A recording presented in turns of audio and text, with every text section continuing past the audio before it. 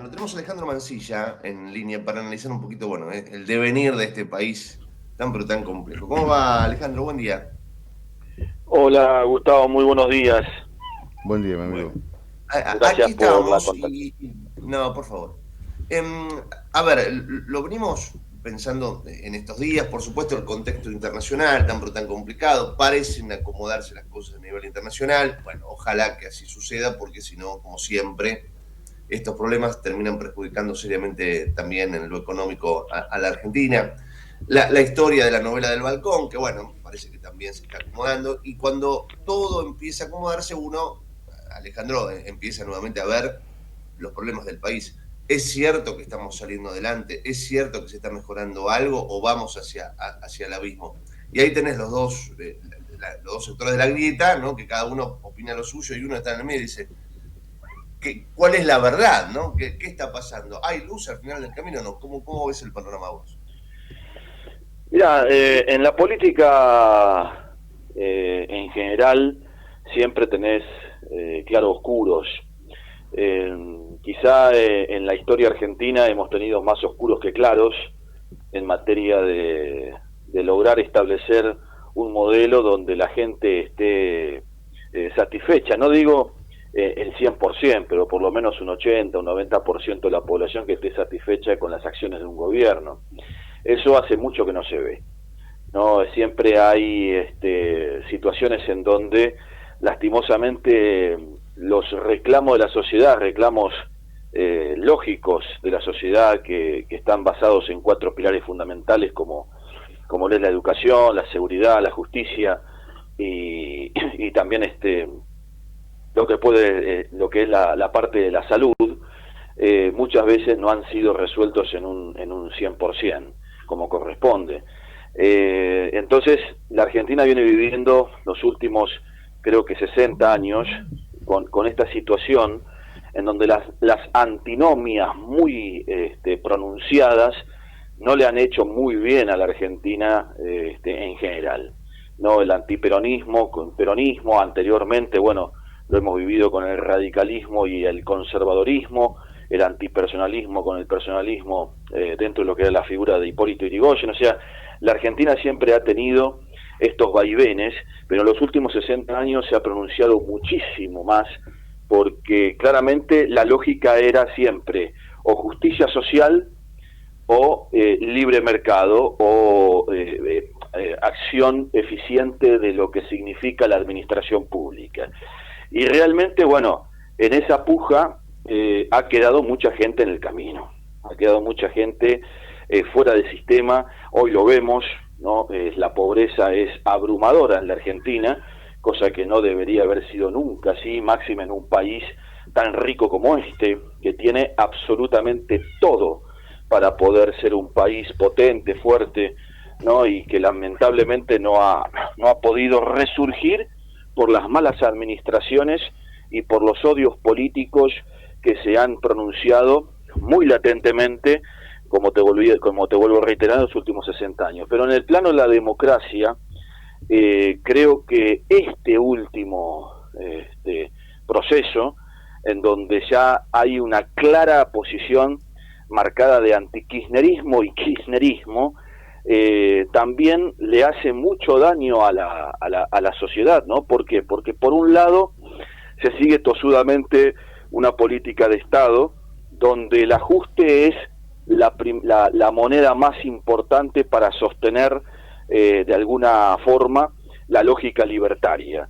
Y por el otro lado es el tema del populismo, la emisión monetaria a granel, el querer darle a todos por igual y donde todos terminan siendo pobres, ¿no? Entonces son modelos que ambos llevan a la pobreza. Más allá de que el gobierno de Milei dice hemos sacado 10 millones de personas de la pobreza, lo ha sacado en términos de matemática o de lógica aritmética, si se puede decir, dado los resultados macroeconómicos, pero en la vida social, en lo humano, no. En la vida social y lo humano hay que estar al lado de la persona para saber si realmente salió de la pobreza o no salió. Y realmente no salió, ¿no? Porque el pobre no llega a fin de mes. El pobre carece digamos, de situaciones elementales para poder salir de la pobreza. Entonces, esto no es una cuestión aritmética o geométrica o de macroeconomía o de ciencia dura, no. Esto es humano, esto es sociológico, y la verdad que en ese aspecto el gobierno mira para cualquier lado y no está viendo esa realidad, ¿no?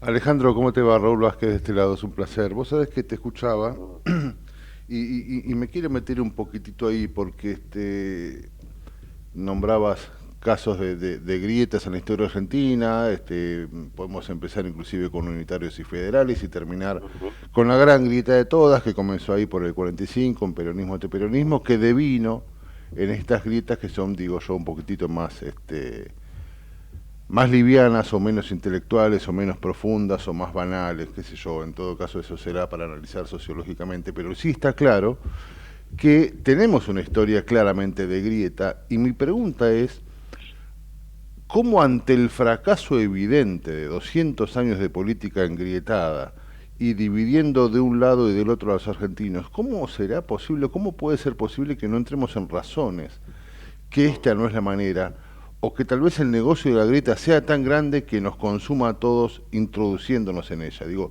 ¿cómo puede ser posible que sigamos intentando construir un país fracasando de la misma manera durante los últimos 200 años? Se fracasa por los intereses particulares de los dirigentes políticos, ya ni siquiera de los partidos, porque los partidos, cuando vos vas a su base de acción política o su declaración de principios, que es la filosofía de cada partido, todos te hablan del bien común, pero nadie practica el bien común. Entonces el tema es acá los políticos, no es la política, son los políticos. Entonces, cuando los políticos van a favor de sus propios intereses, se destruye la política y se destruye la base fundamental de la filosofía de sus partidos, ¿no? Entonces, en vez de buscar el bien común, van a buscar la destrucción común. Y esta es la Argentina que hoy tenemos, ¿no? Con una destrucción cultural muy pronunciada, donde claramente al destruirse fundamentalmente la educación, que yo siempre se lo manifiesto, que comenzó en los 90 y se pronunció en el siglo XXI, es lo que nos dejan como país los políticos para que las nuevas generaciones no tengan capacidad de interpretación y deliberación, que es fundamental en el desarrollo de un ciudadano para poder generar un Estado más eficiente. Entonces, cuando vos destruís esa capacidad, la política está disociada de la sociedad.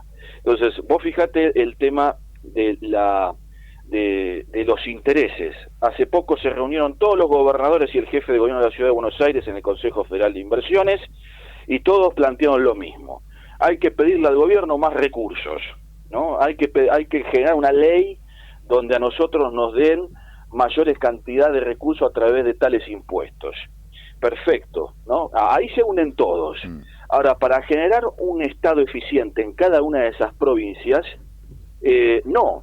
¿Por qué? Porque la mayoría de las provincias, casi el 90%, para no decir la totalidad, pero el 90%, el empleo privado casi no existe.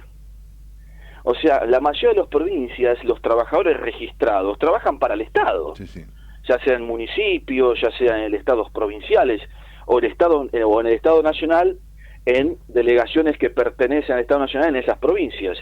Pero la mayoría trabaja para el Estado. Entonces, ¿qué sucede acá? Sucede de que cada gobernador que asume la responsabilidad pone a sus punteros o a sus adláteres, sus súbditos, a ocupar cargos y a ocupar lógicamente lugares en el Estado, que retroalimenta la capa de los empleados públicos, que ya viene bastante acrecentado con administraciones anteriores que hacen exactamente lo mismo. Entonces, yo no digo tampoco, no digo de que hay que echar gente por echar gente, pero me parece que también en estas provincias se suscitan que existe una cantidad importante de ñoquis que no hacen nada. O sea, se rascan la que te dije, para no decir otra cosa, y solamente actúan cuando hay elecciones. Entonces, cuando hay elecciones los llaman y dicen, che, anda a buscarme X cantidad de votos a tal barrio porque necesito esos votos para poder ganar la elección. Entonces, eso es lo que hay que focalizar y puntualizar en las provincias, y en los municipios que pertenecen a esas provincias, donde el ñoquismo cada vez va más creciendo. Sí. Entonces, si uno va desprendiéndose de esos ñoquis y se queda con lo mejor de la administración pública, y los recursos van a empezar van a ser mejor administrados, por lo menos a mi parecer, ¿no? Y vos analizás, a ver, ¿de qué manera analizás, digo, esta cuestión que tal vez puede ser una respuesta equivocada o no, pero en todo caso incipiente, que capaz que va cobrando fuerza, que tiene que ver estrictamente con esta cuestión que ha pasado en las últimas elecciones, sobre todo aquí en la capital federal, donde la participación fue alarmantemente baja? Digo, ¿eso es una respuesta del ciudadano común o es básicamente falta de interés o es falta de alguna propuesta que sea un poquito más atrapante? ¿Es cansancio o bueno, tal vez es parte de una pseudo revolución, por llamarla rápidamente y mal? ¿Cómo analizas eso? Es la falta de interés, o sea, es la disociación que existe entre política y sociedad que permite que estas cosas pasen. Y además porque también la sociedad está cansada que les mientan. Todos los gobiernos que se han suscitado en estos últimos años, todos han dicho mentiras. Inclusive por más que haya cumplido con muchas de las propuestas que se planteó Milei en su campaña electoral. Pero lo más importante del engaño de Milei a la sociedad fue que le dijo de que el costo del ajuste lo iba a pagar la casta política y los empresarios prebendarios con los sindicalistas chorros. Y sin embargo eso no fue así, lo está pagando toda la población y los que lo más lo pagan son los pobres. Porque cuando a vos te suben los costos de vida, por X motivos, el pobre es el que paga las consecuencias. Entonces, el ajuste lo está teniendo el pobre, y el pobre es el que tiene que pagar lo que tendría que haber pagado la casta, para decirlo de una manera. Entonces, esa pobreza, que es una pobreza estructural la que se vive en el país, muy acrecentada en los últimos años, te dice, loco, todos me mienten, todos me mintieron. Macri dijo, júzguenme por a ver si bajé los niveles de pobreza. La verdad que fue el que más generó pobre y nadie lo juzgó. Alberto Fernández dijo, yo vengo a eliminar la grieta y voy a hacer un gobierno de unidad nacional.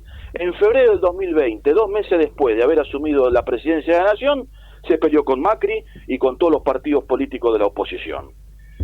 Viene el gobierno de Milei y te dice, no, sí, porque la casta tiene que pagar el ajuste. Y la verdad que la casta no está pagando el ajuste, sino que la casta está ganando más guita, ¿no? Porque a través de ciertas cuestiones especulativas terminan teniendo más riqueza y más negocios que el tipo que trabaja todos los días de manera sacrificada para llevar el pan a su casa.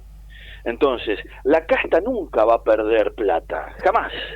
El que siempre pierde plata es el trabajador y el pobre, ese sí es el que se pierde plata. Entonces, estas son las cosas que hay que empezar a mencionar, y de alguna manera la sociedad se está dando cuenta y dice, che, los últimos 3 gobiernos, sin contar de Cristina, que fue una maraña de mentiras en todo su gobierno, ¿no? Pero los últimos 3 gobiernos, Macri, Alberto Fernández y los 3 han mentido de alguna forma u otra. Entonces la gente dice, ¿para qué voy a votar si los que voy a votar son los mismos que me engañaron? Entonces no va a votar. Claro. Uno de los temas del día, recién me quedaba pensando en esto que hablabas de el estatismo, ¿no? Vos fíjate, este gobierno, por supuesto, con todas sus fallas, algunas si querés luz y tantas sombras, ha decretado sacar el día de asueto a los empleados estatales con el argumento de, bueno, si no hay un día para los empleados privados, ¿por qué tendría que haber uno para los empleados estatales? Y se ha generado una revuelta como si fuera, viste, la madre de todas las batallas. Y qué sé yo, me parece como que estamos ahí viendo lo chiquito, ¿no? Sí. Es que acá se hace todo, a ver, el kirchnerismo tiene, y esto es una realidad, el kirchnerismo tiene siempre una facilidad para hacer revueltas por cualquier cosa. O sea, por los alimentos, por el Garrahan, por los jubilados. A ver, el tema de los jubilados, por ejemplo, hoy el kirchnerismo se rasga las vestiduras con la cuestión de los jubilados, para salir a defenderlos. Gustavo, ese kirchnerismo quiso enjuiciar en el Consejo de la Magistratura al doctor Luis Herrero que era ex camarista de la sala 2 de la Cámara de Seguridad Social, porque fallaba a favor de los jubilados por el ajuste, para que sean ajustables sus haberes, y la propia Cristina Fernández de Kirchner, con Diego Bossio, que era el jefe del ANSES, salía diciendo de que el doctor Herrero, por su fallo, desfinanciaba al Estado. Entonces, ¿de qué me están hablando? Y por otro lado, este tema del Día del Empleado Público. Claro, los primeros que salen a refutarle es ATE, ¿no? Como siempre. Sí. Entonces, y el tema es que siempre buscan algún meollo para hacer un tema revolucionario. Y la cuestión es que los que son cabeza de esa revolución no son creíbles porque han sido parte de un gobierno de fracaso. El kirchnerismo ha sido, con la condena de Cristina Kirchner como, digamos, tótem de todo eso, demostró el fracaso que fue ese gobierno. Porque se han robado hasta la gomita del escritorio de la oficina presidencial. Entonces, es eso. Y entonces, ¿qué sucede? Todo le van a buscar el pero. Todo le buscan el pero, todo van a buscar, por cualquier cosa hay que hacer la revolución. Y la verdad que no son, a ver, si uno va a buscar un poco en la historia la capacidad intelectual de un Lenin o un Trotsky, no para decir los viejos revolucionarios, o un Mao Zedong, dentro de lo que era la revolución comunista en las épocas, o un Fidel Castro, para hablar porque las revoluciones siempre estuvieron vinculadas más a la izquierda que a la derecha, ¿no? Uh-huh. Entonces, si vamos a hablar por ese lado, y estos chicos no les decían ni a los talones a esos monstruos. Un poquitito menos profundos. Exactamente. Entonces, no tienen lógica dogmática para poder llevar a cabo una revolución que tenga en sí un programa. Porque toda revolución tiene un programa. Uh-huh. Y acá no tiene ningún programa. Esto es cualquier cosa. Claro. Vale, querido, como siempre, un placer que nos ayudes a pensar. No, gracias a vos, Gustavo. Gracias a vos por la país tan complicado. Abrazo grande. Abrazo. Alejandro Mancilla. No, por favor.